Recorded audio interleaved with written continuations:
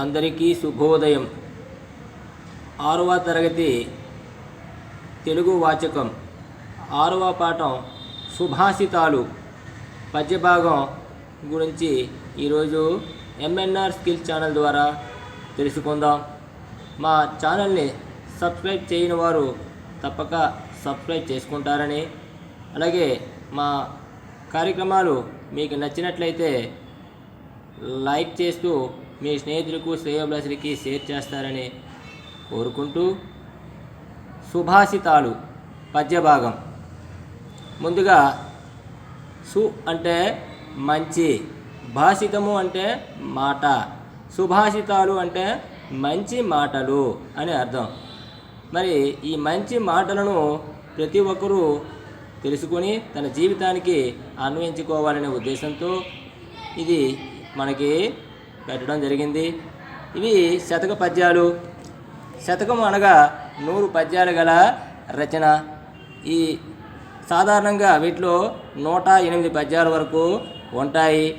ప్రతి శతకానికి మకుటం అనేది ఉంటుంది. మకుటం అంటే కిరీటం అని. రాజులకు కిరీటం ఎటువంటిదో శతక పద్యాలకు మకుటం అటువంటిది. ఉదాహరణకి వేమన శతకంలో విశ్వధాభిరామ వినురవేమ అనేది మకుటం. అలాగే సుమతి శతకంలో సుమతి అనేది మకుటం. ఇలా ఒక వాక్యంగా కానీ పదంగా కానీ మకుటం ఆ శతకాల్లో వచ్చి చేరుతుంది. చూడండి, ఈ శతక కవులు వారి కాలం వాళ్ళు రాసినటువంటి ఆ శతకం పేరు గురించి తెలుసుకుందాం.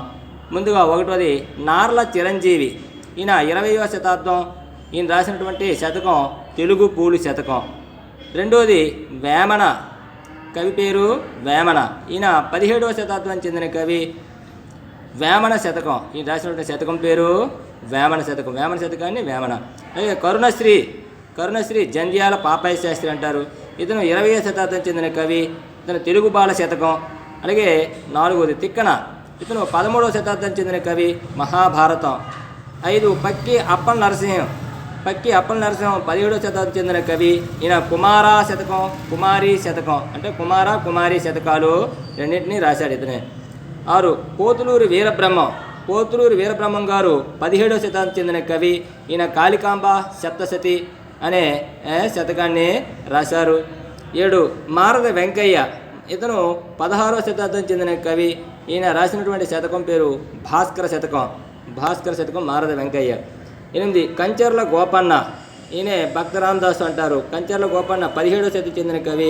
ఈయన దాశరథి శతకాన్ని రాశారు. చూశారు కదా, ఈ శతకాలు శతకకర్తలు, ఆ శతకాల పేర్లు, వారి కాలాలు.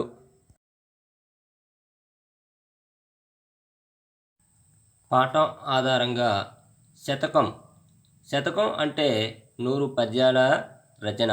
శతక పద్యాల చివర మకుటం ఉంటుంది. ఇందులో పద్యాలు ముక్తకాలుగా ఉంటాయి.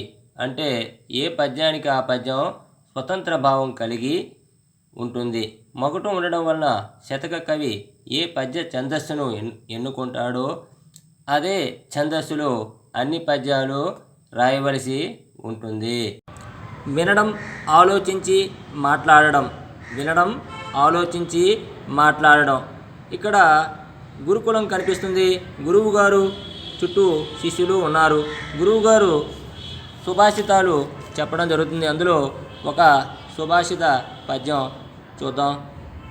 కష్టపెట్టబోకు కన్న తల్లి మనస్సు, నష్టపెట్టబోకు నాన్న పనులు, తల్లిదండ్రులన్న దైవ సన్నిభులురా, లలిత సుగుణజాల తెలుగు బాల. కష్టపెట్టబోకు కన్న తల్లి మనస్సు, నష్టపెట్టబోకు నాన్న పనులు, తల్లిదండ్రులన్న దైవ సన్నిభులురా, లలిత సుగుణజాల తెలుగు బాల అని గురువుగారు చెప్పిన ఆ పద్యానికి ఇప్పుడు విని ఆలోచించి మాట్లాడాలి. కొన్ని ప్రశ్నలు ఉన్నాయి. 1వ ప్రశ్న, చిత్రంలో ఎవరున్నారు? చిత్రంలో గురువుగారు చుట్టూ శిష్యులు ఉన్నారు. ప్రశ్న 2, గురువుగారు శిష్యులకు ఎటువంటి పద్యాలు చెబుతున్నారు? గురువుగారు శిష్యులకు నీతిని తెలియజేసే, మంచి భక్తిని పెంపొందించే, మంచిని కోరే, ఉత్తమ పౌరులుగా తీర్చిదిద్దే పద్యాలను చెబుతున్నారు. మరి ఇలాంటి నీతి పద్యాలు మీకు తెలిసినవి చెప్పండి. ఇలాంటి తెలిసిన పద్యాలు మీకు ఆ వేమన శతకం నుంచి కానీ, సుమతి శతకం నుంచి కానీ, తెలుగుపాట శతకం నుంచి కానీ మీరు మరికొన్ని పద్యాలను రాగయుక్తంగా చెప్పగలగాలి. దాంట్లో భావాన్ని గ్రహించి జీవితానికి అన్వయించుకున్నట్టు ఉండాలి. మరి ఈ పాఠం ఉద్దేశం విద్యార్థుల్లో నైతిక విలువలు పెంపొందించడం, వారిని ఉత్తమ పౌరులుగా తీర్చిదిద్దడం ఈ పాఠ్యభాగ ఉద్దేశం. విద్యార్థులు నైతిక విలువలు, నీతి, నిజాయితీ ఇవన్నీ అలా మంచి చెడు ఏదనేది గ్రహించి వాళ్ళు మంచినే కోరేటట్లుగా మనం ఉత్తమ పౌరులుగా తీర్చిదిద్దాం అనే లక్ష్యంతో ఈ పాఠం మనకు పెట్టడం జరిగింది. మరి కష్టపెట్టబోకు అంటే ఆ తల్లి యొక్క మనసుని కష్టపెట్టకూడదు, అలాగే నాన్న పనులకి నష్టం కలిగించకూడదు. తల్లిదండ్రులు అంటే దేవునితో సమానమని దీని యొక్క భావం. అంటే కనిపించే దేవతలు తల్లిదండ్రులు అన్నమాట. మనకి ప్రత్యక్షంగా కనిపించే దేవతలు తల్లిదండ్రులు అని దీని యొక్క భావం. సుభాషితాలులో మొదటి పద్యం ఆటవెలది పద్యం ఆవే అని చూశారు కదా, అదే ఆటవెలది. ఇది తెలుగు బిడ్డ శతకంలోనిది. ఇందులో ఉన్న పదాలను ముందు విడదీస్తే కడచిపోయి నట్టి క్షణము తిరిగి రాదు. కడచిపోయినట్టి క్షణము తిరిగి రాదు. కాలమూరకెప్పుడు గడపబోకు. కాలమూరకెప్పుడు గడపబోకు. దీపమున్న ఎప్పుడే దిద్దుకోవలి నిల్లు. దీపమున్న ఎప్పుడే దిద్దుకోవలి నిల్లు. దిద్దుకోవలను ప్లస్ ఇల్లు, దిద్దుకోవలి నిల్లు. విలువ తెలిసి చదువు తెలుగు బిడ్డ.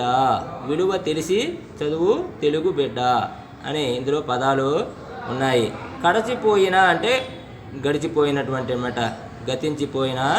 అంటే క్షణము అంటే ఇక్కడ కాలము, తిరిగి రాదు.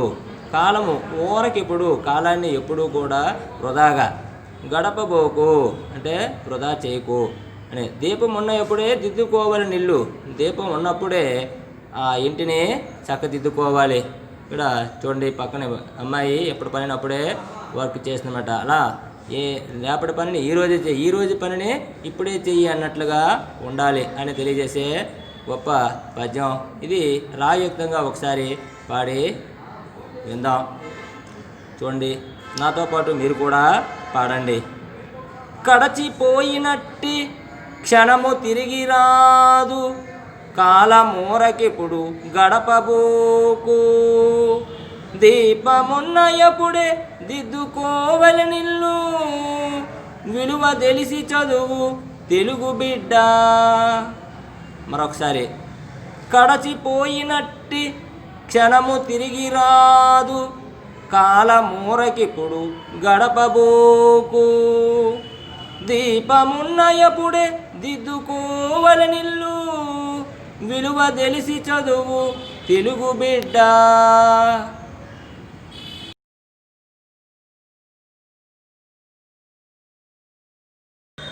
పాఠం ఆధారంగా ఒకటో పద్యానికి భావాన్ని చూసినట్లయితే, తెలుగు బిడ్డ, జరిగిపోయిన సమయం తిరిగి రాదు కాబట్టి కాలాన్ని వృధాగా గడపకూడదు. అవకాశం ఉన్నప్పుడే పనులను చక్కగా చేసుకోవాలి. కాలం విలువ తెలుసుకొని చదువుకోవాలి. మరొకసారి చూసినట్లయితే, తెలుగు బిడ్డ, జరిగిపోయిన సమయం తిరిగి రాదు కాబట్టి కాలాన్ని వృధాగా గడపకూడదు.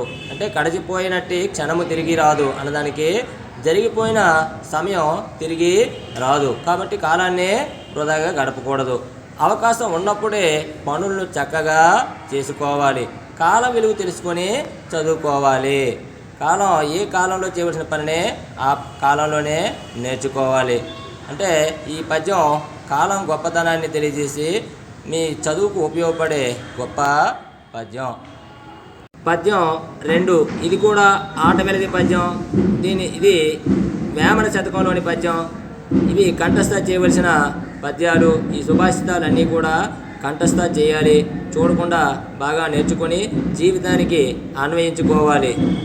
ఇందులో ఉన్న పదాలను చూసినట్టయితే భూమి నాది అన్న భూమి పక్కున నవ్వు. భూమి నాది అన్న భూమి పక్కున నవ్వు. దానహీను చూచి ధనము నవ్వు. దానహీను చూచి ధనము నవ్వు. కథన భీతు చూచి కాలుండు నవ్వును. కథన భీతు చూచి కాలుండు నవ్వును. విశ్వధాభిరామ వినురవేమ. విశ్వధాభిరామ వినురవేమ. మరొకసారి చూడండి, పద్యాన్ని రాయుక్తంగా పాడి విందాం.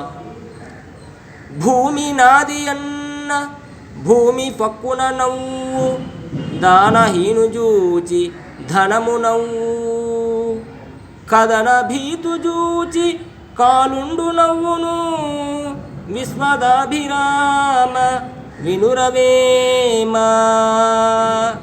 మరొకసారి భూమి నాది అన్న భూమి పక్కున నవ్వు. దానహీను చూచి ధనము నవ్వు. కథన భీతు చూచి కాలుండు నవ్వును. విశ్వదాభిరామ వినురవేమ. చూసారా ఈ పద్యం ఎంత భావయుక్తంగా ఉందో. ఈ భూమి నాది అంటే భూదేవి పక్కున నవ్వుతుంది.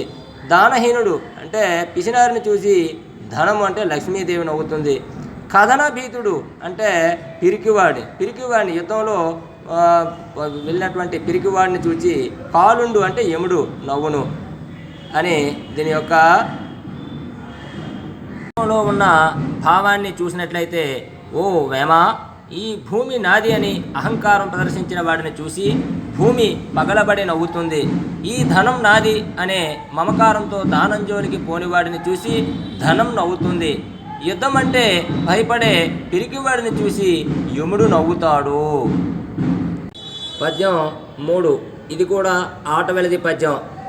ఇందులో పదాలను చూసినట్టయితే దొరలు దోచలేరు, దొంగలెత్తుక పోరు. దొరలు దోచలేరు, దొంగలెత్తుక పోరు. భ్రాతృజనము వచ్చి పంచుకోరు. భ్రాతృజనము వచ్చి పంచుకోరు. విశ్వవర్ధనంబు విద్యాధనంబురా. విశ్వవర్ధనంబు విద్యాధనంబురా. లలిత సుగుణజాల తెలుగు బాల. లలిత సుగుణజాల తెలుగు బాల. ఇది తెలుగు బాల శతకంలోని పద్యం. దీన్ని రాయుక్తంగా పాడినట్లయితే దొరలు దోచలేరు, దొంగలెత్తుకపోరు. భ్రాతృజనము వచ్చి పంచుకోరు. విశ్వవర్ధనంబు విద్యాధనంబురా. లలిత సుగుణజాల తెలుగు బాల. మరొకసారి దొరలు దోచలేరు, దొంగలెత్తుకపోరు. భ్రాతృజనము వచ్చి పంచుకోరు. విశ్వవర్ధనంబు విద్యాధనంబురా. లలిత సుగుణజాల తెలుగు బాల. లలిత సుగుణజాల తెలుగు బాల. దొరలు దోచలేరు, దొంగలు ఎత్తుకుపోలేరు. భ్రాతృజనము అంటే అన్నదమ్ములు వచ్చి పంచుకోలేరు. విశ్వవర్ధనంబు విద్యాధనంబురా. ప్రపంచానంతటినీ కూడా విద్య అనేదే ధనము అని దీని యొక్క భావంగా చెప్పుకోవచ్చు. ఇందులో దొరలు అంటే అధికారులు, భ్రాతృజనము అంటే అన్నదమ్ములు, విశ్వవర్ధనంబు విశ్వము అంటే ప్రపంచము, వర్ధనంబు అంటే వర్ధిల్లినట్లు చేయనది. పాఠం ఆధారంగా భావాన్ని చూసినట్లయితే తెలుగు బాల విద్యాధనాన్ని దొరలు దోచుకోలేరు. దొరలు అంటే ఇక్కడ అధికారులు. అధికారులు విద్యాధనాన్ని దోచుకోలేరు. దొంగలు ఎత్తుకుపోలేరు. దొంగలు ఎత్తుకుపోలేరు. అలాగే భ్రాతృజనం అంటే అన్నదమ్ములు. అన్నదమ్ములు వచ్చి పంచుకోలేరు. ఈ విద్యాధనమే ప్రపంచ అభివృద్ధికి మూలం. మరొకసారి, తెలుగు బాల విద్యాధనాన్ని దొరలు దోచుకోలేరు, దొంగలు ఎత్తుకుపోలేరు, అన్నదమ్ములు వచ్చి పంచుకోలేరు. ఈ విద్యాధనమే ప్రపంచ అభివృద్ధికి మూలం.